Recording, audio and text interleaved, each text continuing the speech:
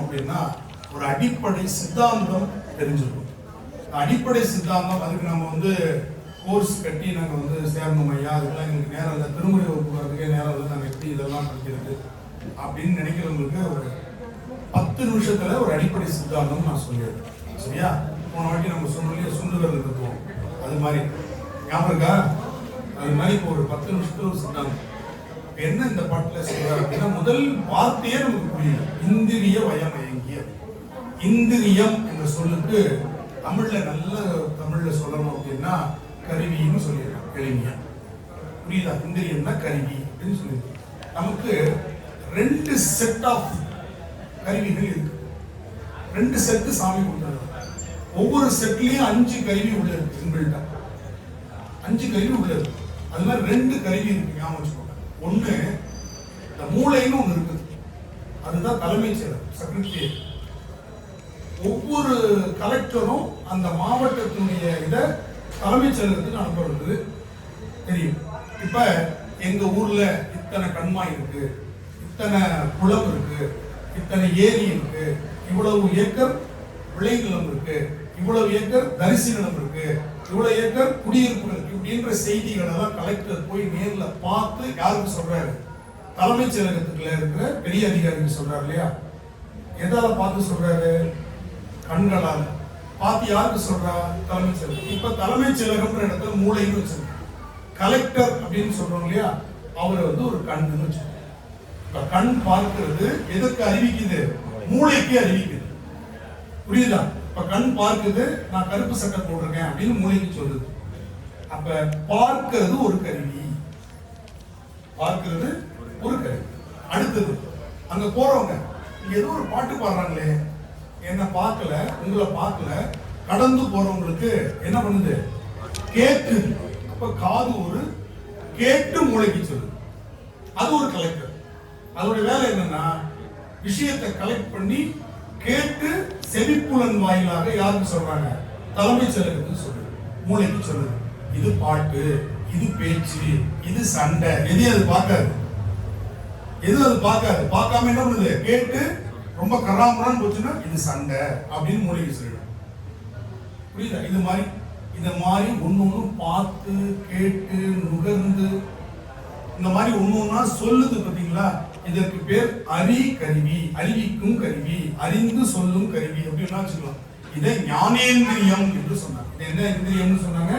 ஞானேந்திரியம். சரி, நல்லா ஞாபகம் வச்சுக்கோங்க. உயிருக்கு அறிவிக்கிற கருவிக்கு பேரு ஞானேந்திரியம். அது எதுவா உணர்க்கலாம். இப்ப சில்லுன்னு காத்து அடிக்குது, இது இந்த உடம்பு ஒரு ஞானேந்திரியம். இந்த உடம்பு என்ன பண்ணுது? தன்னால் உணரப்பட்டு இதுக்கு சொல்லுது சில்லுன்னு இருக்கு அப்படின்னு. இதுக்கு சொல்லுது? மூளைக்கு சொல்லுது. நல்லா புரிஞ்சிருச்சா? இது மாதிரி நமக்கு 5 கருவி இருக்கா? மெய், வாய், கண், மூக்கு, செவி. இதுக்கு பேர் என்னது? ஞானேந்திரியம். வாய் என்ன பண்ணுது? சாப்பிட்டு பார்த்து சுவையை அறிவிக்குது. இது புளிப்பு, இது உவர்ப்பு, இது துவர்ப்பு, இது இனிப்பு, இது கசப்பு அப்படின்னு சொல்லி உயிருக்கு அறிவிக்குது. பார்த்தீங்களா? இந்த இடத்துல வாய்க்கு மட்டும் 2 வரும். உண்ணுகிற வாய்க்கு ஞானேந்திரியம். சாப்பிட்டு சுவையை சொல்லுது, சாப்பிட்டு சுவையை சொல்லுது, அறிவிக்குது உயிர். சரியா? இது ஞானேந்திரியம். இப்ப அங்க செல்பேசி இருக்கு. நான் இங்க உட்கார்ந்து இருக்கிறேன். கண்ணு அறிகருவி அங்கே செல்பேசி இருக்குன்னு உயிருக்கு சொல்லிடுச்சு. இப்ப அந்த செல்பேசி எனக்கு வேணும்னு மூளை நினைக்குது. சரியா? மூளை நினைக்குது. அந்த மூளையினுடைய செயல்பாட்டை செயல்படுத்துகிற கருவிக்கு பேரு செயல் கருவின்னு பேரு. அப்ப இந்த கால் எந்திரிக்குது, இந்த கை எடுத்து வருது. அப்ப கால் ஒரு செயல் கருவி, கை ஒரு செயல் கருவி. புரிஞ்சுக்கிட்டீங்களா?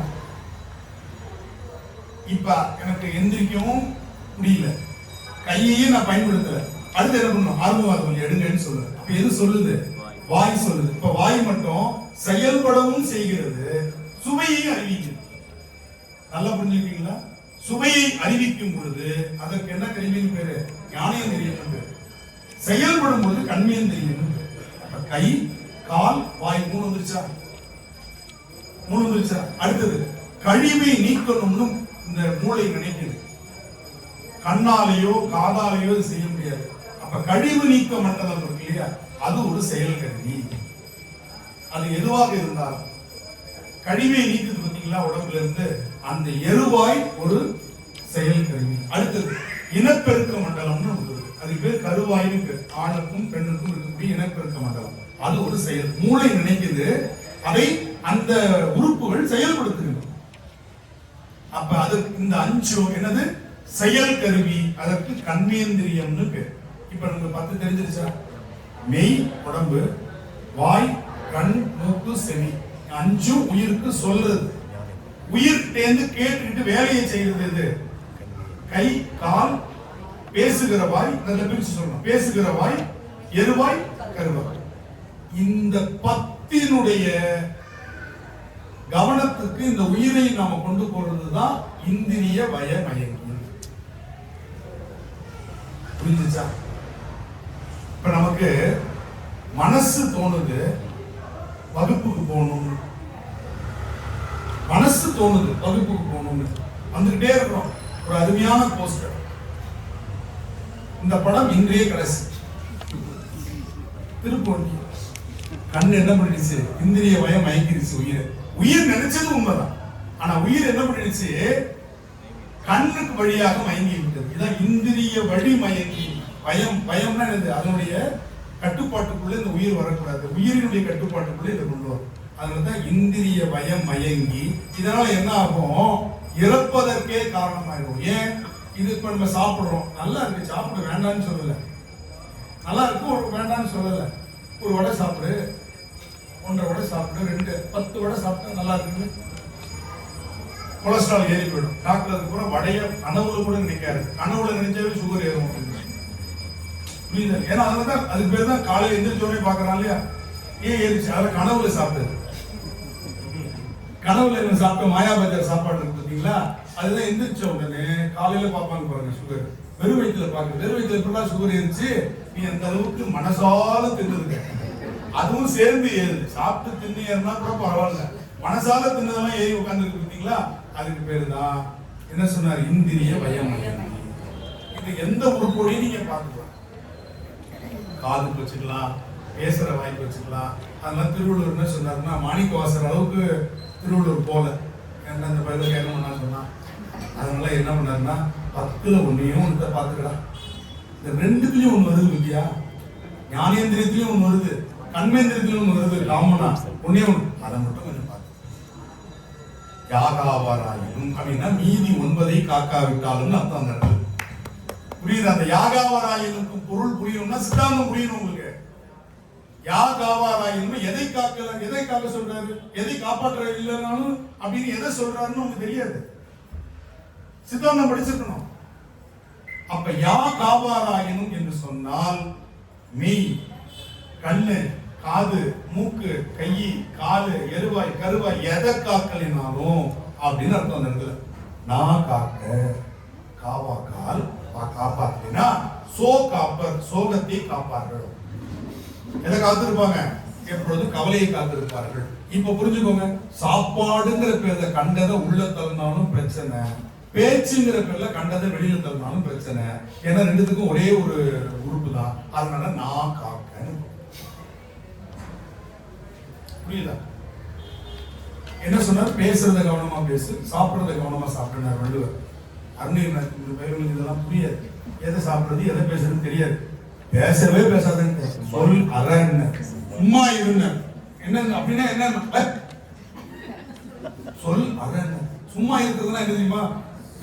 நீங்க திருப்புகழுக்கு புகழ் பொருள் பார்க்கணும், அதுலயே பதில் இருக்கும். சும்மா இரு. ஆனா சும்மானா எங்கேயுமே பொருள் இல்லை, அதுக்கு அடுத்த வார்த்தை அதான் பொருள், சொல்லாத. அப்ப சொல் அற இருப்பது சும்மா இரு. கம்முனு நம்மளால சொல்றோம், கம்முனு இருக்கா. அது பெரிய பீஜம் வந்துடும். கணபதி பீஜம், ஓம் கம் கணபதி. கணபதி பீஜம் சொல்லும்போது என்ன சொல்லுவோம்? ஓம் கம் கணபதின்னு. அதுதான் சென்னைக்காரன் சொல்றான், கம்முனு இது காரியம் நடக்கணும். என்ன அர்த்தம்? கணபதியை நினைச்சு பேசாம இருந்தோம், அது பாட்டு நடக்கும். நீ பேசி எடுத்துறாரு. எவ்வளவு பெரிய விஷயம் பாரு. இப்ப நமக்கு இந்த இப்போ இந்த ஒரு வார்த்தைக்கு இவ்வளவு விளக்கம் இருக்கு. இந்திரிய வயம் மயங்கி. இதுல நீ மயங்கி இந்திரியத்தை ஒழுங்காக செலவழித்தால் அது உனக்கு சிவபெருமானை காட்டும். திருவடியை பார்ப்பதும் பெருமானுடைய திருத்தலங்களை தரிசிப்பதும் தலையை நீ வணங்க சொல்லி முடிச்சிருப்பாரு. இந்த இந்திரியங்களை எப்படி பார்த்துக்கணும், தலையை எப்படி பார்த்துக்கணும், மூக்கை எப்படி பார்த்துக்கணும், செவியை எப்படி பார்த்துக்கணும். இது திருவாசகத்துக்கு விளக்க உரை தேவாரத்தில் இருக்கிறது. திருவாசகத்துக்கு விளக்க உரை நீங்க தனியா புக்கு வாங்க. தேவாரத்தை படிச்சீங்கன்னா திருவாசகம் விளக்கும். திருவாசகம் கேப்சூல், புரியுதா? தேவாரம் சாப்பாடு. இந்த கேப்சூல் வேலை செய்யணும்னா சாப்பிட்டாதான் வேலை செய்யும். புரிஞ்சுச்சா? டாக்டர் இந்த மாத்திரை எப்போ சாப்பிட்டு வெறுமனம் போட்டா என்ன ஆயிடும்? அது பயங்கரமா வேலை செய்ய ஆரம்பிச்சோம். அதனால திருவாசகத்தை படிப்பவர்கள் தேவாரத்தை படித்து விட்டு படிக்கணும். சாப்பிட்டு தான் சாப்பிடணும். புரியுதா? இப்படி படிச்சீங்கன்னா சுகர் பேஷண்ட் மாதிரி சாப்பிட்றதுக்கு முன்னாடி சாப்பிட்ற வேலையே இங்க கிடையாது. தேவாரம் எதா இருந்தாலும் சாப்பிட்டு சாப்பிடுறது. எந்த மாத்திரை ஆன்டிபயோட்டிக்லாம் இல்லையா? திருவாசகம் ஒரு ஆன்டிபயோட்டிக். எதுக்கு? நம்முடைய இந்திரிய மயங்கிற நோய்க்கு ஆன்டிபயோட்டிக் எது? திருவாசகம். ஆனா அந்த ஆன்டிபயோட்டிக் ஒழுங்கா வேலை செஞ்சு நமக்கு பலன் தரும்னா திருவாசகம் தேவாரம் சாப்பாடு உள்ள போயிருக்கும். முடிஞ்சிருச்சா? ஏத்துக்கிட்டாரா? இது மாதிரி ஒவ்வொரு நடக்குது பாருங்க.